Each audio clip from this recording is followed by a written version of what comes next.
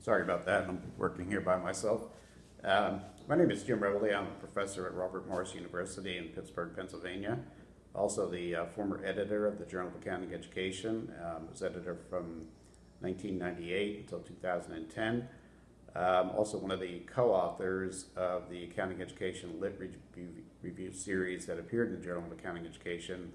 And I was co-author when I wasn't editor of the journal, and also when I was editor, I reviewed and helped edit the papers.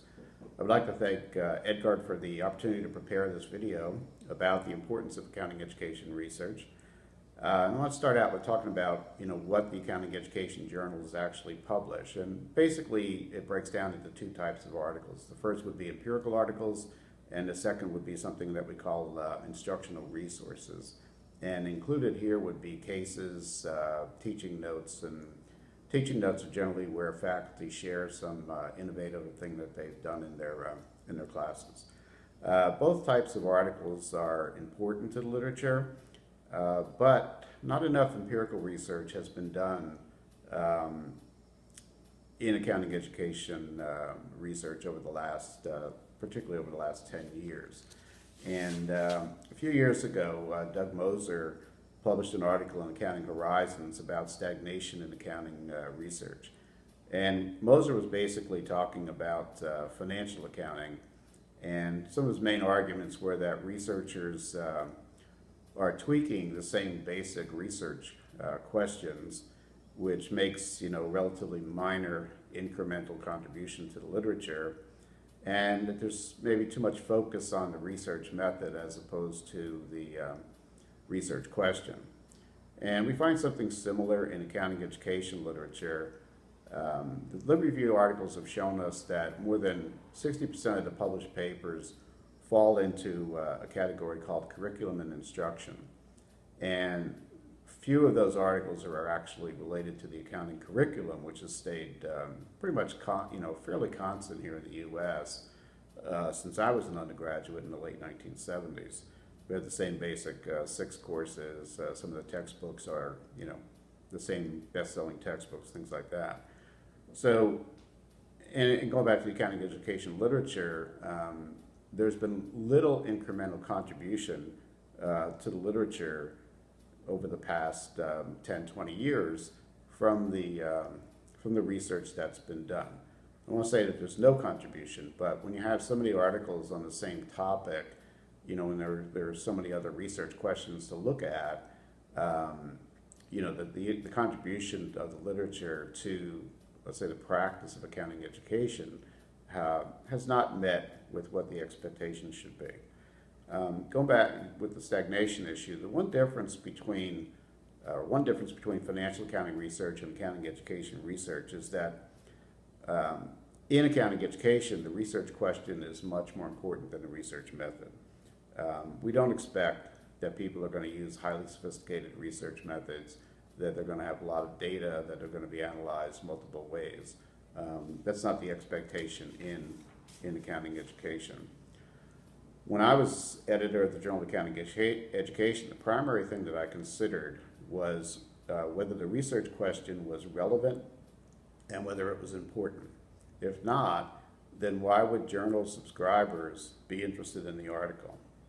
Because they weren't really going to learn anything unless somebody was looking at an important, relevant research question. Now, I'm not suggesting or saying that the research method is unimportant. That's not true. It certainly is important. The results have to be reliable, for an article to be published and for it to make a contribution. But having reliable results for a research question that is not relevant or not important, it doesn't really make a contribution to the literature. And so finding out that students don't like, doing an empirical study to find out that students don't like PowerPoint presentations doesn't really help us, advance accounting education. So what are some important research questions in accounting education? And these are just a few things that I jotted down, that have occurred to me recently. The first is probably our students, the millennials and the next generation of accounting students. Today's students don't study like I did, and they don't seem to learn like I did. When I was an undergraduate, I would study the textbook. I worked and reworked problems to apply what I learned in the textbook, what I learned in the class, and that was how I learned accounting. Was reading a book and working and reworking problems. Today's students, though, the textbook is almost irrelevant. It's not clear to me how many of our students actually read the textbook, and spend time with it. Their attention span is not, does not lend itself to sitting there for an hour, let's say, and reading about, financial accounting or cost accounting or auditing. Today's students, their brains are just not wired to do this. They're used to being bombarded with text messages, with tweets, with information from Facebook or phone calls or whatever it might be, and they have to constantly be in contact. And so they're not, many of them are not able to sit still for an hour and read an accounting textbook. So the challenge is that, in accounting education and for the researcher, how can we effectively engage this and the next generations of accounting students in the learning process? Certainly, I can't teach the way that I did, the way that I learned. It's just not going to work with today's students. So how do faculty need to change to help, this current generation of accounting students learn? And so those are some, the students are basically the most important part of the educational process. And we don't know enough about today's students and how they learn. And again, empirical research is needed on some of these issues. Technology. Probably about 20 years ago, I started asking for articles on the effective use of technology for student learning. So when I would give presentations or be on panel sessions when I was an editor, I would ask, who has examples of how technology can help students learn. And certainly we have some articles now that help us answer this question, not just in accounting education, but outside of accounting. But by and large, I think educators are still looking for ways to effectively use technology in the learning process. This is an area of research that's absolutely critical. And it's not an accounting education problem, it's a higher education problem. But accounting educators, since we use technology and accountants use technology, are in maybe a better position than some other areas to help contribute answers to the questions about how we can use technology to facilitate learning. But certainly, this is an area where much more empirical work is needed. Related to that would be online classes. Many schools are trying to get into the online education market, primarily because it broadens the student base and brings in more revenue. And these courses that are called MOOC courses, the massive open online classes, to me have the potential to disrupt higher education, including accounting education. And I recently read an article where a vice president at Google, who is also a Stanford professor, offered a MOOC course on artificial intelligence, and 160,000 people signed up for it and took that class, which is incredible, if you think about how many universities that might hold. So, do MOOC courses have the potential for teaching students in accounting, particularly, students in, say, introductory financial accounting that may have had in their high school years, may have had a bookkeeping course or something like that. Are these students be able to learn financial accounting online through an open access course?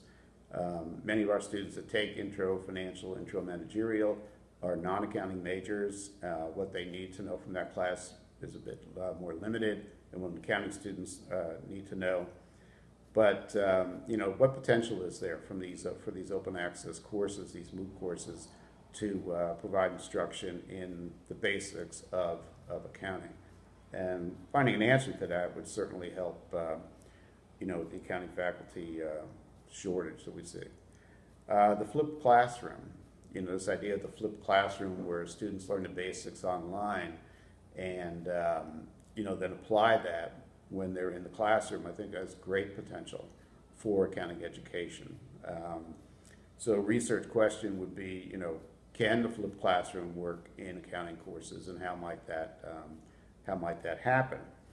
And it would seem that this approach of the basics outside of the classroom online, and then reinforcing what the students have learned, would have applications throughout the accounting curriculum. So that's another area that I think that's worth looking at. And these again are just a few ideas. There are many more ideas for accounting empirical studies and other types of accounting articles, accounting education articles. I think today that accounting education is probably changing more dramatically than at any time in my career. The changes that are occurring in students, technology, how courses are delivered, how students learn, provide a lot of opportunities for research, empirical research in accounting education. And I do hope that you take advantage of these opportunities to contribute not just to the literature, but to how we educate accounting students. And I really can't think of anything that's more important from a research standpoint than that. How can, conducting research that improves the education that we provide to our students, while maybe not using the most sophisticated research methods, could have the greatest contribution.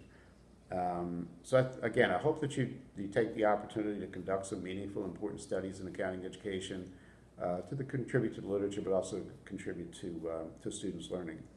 Again, thank you for the opportunity to communicate with you about the importance of accounting education research. I hope I gave you a few ideas to think about. If you would like to continue to converse with me, I'd be happy to do so. Probably the easiest way to reach me would be on my email, which is rebele, R-E-B-E-L-E, @rmu.edu. Again, thank you very much.